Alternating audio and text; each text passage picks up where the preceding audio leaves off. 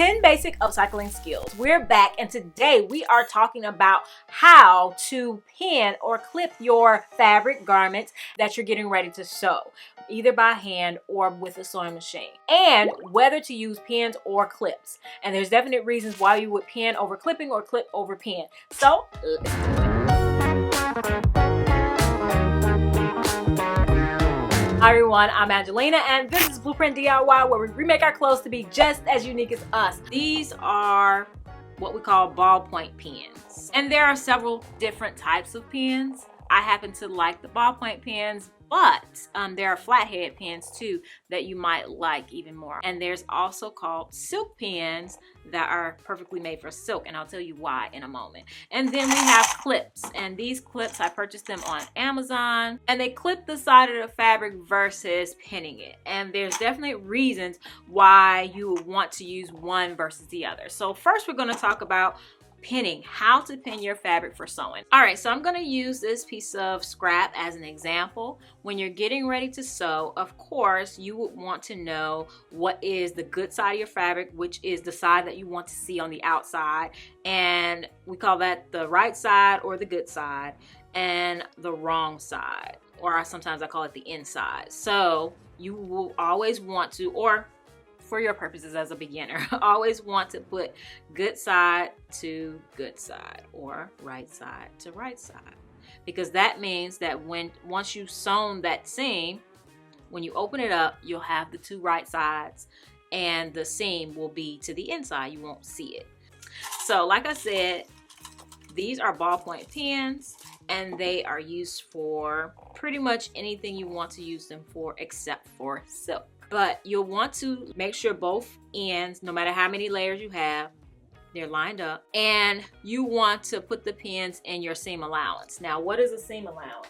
A seam allowance is that amount where you want to make the seam, the distance away from the edge of the fabric.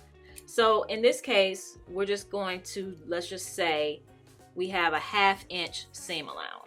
Most of your sewing machines also have measurements on it, so you don't have to do this part. But for the purposes of this, I marked it so that you can see it. And the way you want to pin, once you have the good side to good side, you want to pin so that the pins are in the seam allowance. And you want to place the end of the pin this side, the end of the fabric. And you want to place the pin in. You can go across the line and put it there. You want to try to keep that fabric as flat as possible. That's why I said a lot of people like the flat head pins a lot better, because it allows everything to lay flat more. You can see I have two different lengths of pins because I work on thicker fabrics, a lot of layers like denim and stuff like that, and thinner fabrics like this. So you'll want to leave maybe 5 or 6 inches and go ahead, go down the line of your seam and do that again, making sure you try to keep that as flat as possible. If you are doing curves, you'll definitely add more pins. And the purpose of pinning is just to keep that seam in place as you're taking it from your cutting table to the sewing machine and in the process of sewing, so that everything doesn't come unaligned. Once you get to the point where you are more advanced, probably won't need to pin as much, but a lot of people still like to do it because it just keeps everything nice and together and perfect. And if you haven't subscribed, what are you waiting for? You definitely want to subscribe. We've already learned how to cut denim, how to cut t-shirts, how to cut sweaters, and what scissors to use. I've given you guys seam ripping hacks, how to seam rip fast, and we have a ton of other things coming up. So definitely hit that subscribe button and turn on all notifications so you don't miss a thing. All right, so what types of things would you use pins for, and what types of things would you use clips for? I'm gonna tell you right now. Pins are used for things that pins should go through. There are fabrics like silk that need special pins, and the reason silk needs special pins is because some pins are too thick to go through silk and not leave a permanent hole, and that's what you don't want. Just like leather, when you're doing leather, you do not want to be just sticking random holes in your leather. For one thing, it is really hard to stick through, and two, it leaves a little hole. I'm sure you can't see that, but it does leave a little hole, so that once your garment is done, you will still be able to see that hole, and that's not what you want. For projects where I'm doing a lot of layers, or if I am doing leather, things that shouldn't have pinholes, I like to use clips. These are really inexpensive and they do the job. For leather and for thick materials, I like to use the big ones, and there are also small ones like this that I use for thinner materials. And you can feel free not to use the pins for your seams at all. There are other things that you would want to use pins for, so you definitely need to have them. But for anything where you're just pinning a seam, for thin materials, these little clips, and you can see I'm trying to pull that, it's not pulling apart, and it won't stick me. So that's a plus.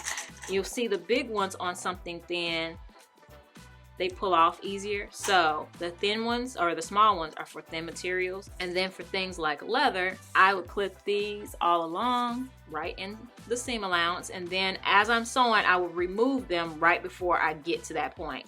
So as I'm sewing, I will remove this one, go to this point, remove this one, go to this point, remove that one.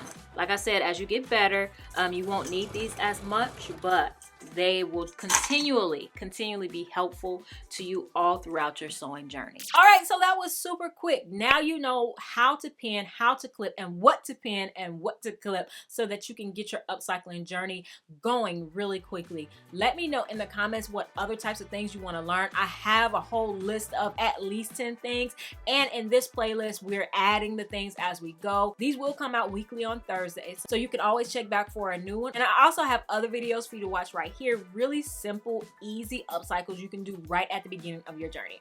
All right, I'll see you guys in the next one. Bye.